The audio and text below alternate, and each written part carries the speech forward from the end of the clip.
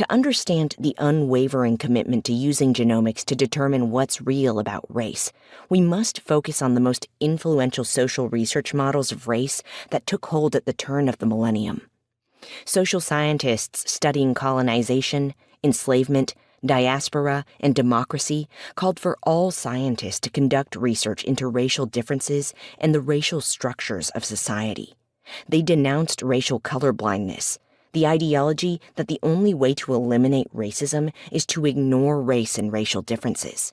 Instead, they entreated experts to join them in illuminating how ideas of race structure our lives.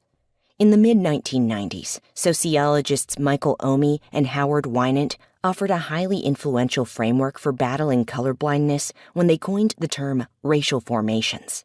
This concept helped people see why racial systems of thought and practice exist, how they change, and why they rise and fall. Poring over the dense history of American political systems and the changing definitions of race from colonial times to the present, Omi and Winant found that race is a system of ideas that is constantly being transformed by human interactions. They showed that specific taxonomies and categories are, as they say, created, inhabited, transformed, and destroyed. Racial formations are fabrications that, like shifting sands, change over time. Seeing race in terms of formations helped experts in health science confront the endurance of racial systems of belief and the political nature of the work they were doing. As humans interacted based on Enlightenment race, modern race, and UNESCO race with the taxonomies advanced by Linnaeus or the OMB, race emerged as a social and political reality.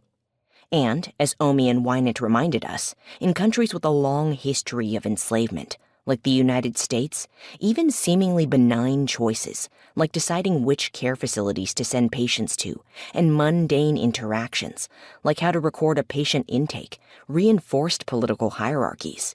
These minute interactions compound to create a vast system of segregated medicine and healthcare in which people of color are excluded from cutting-edge research and denied gold standard therapies.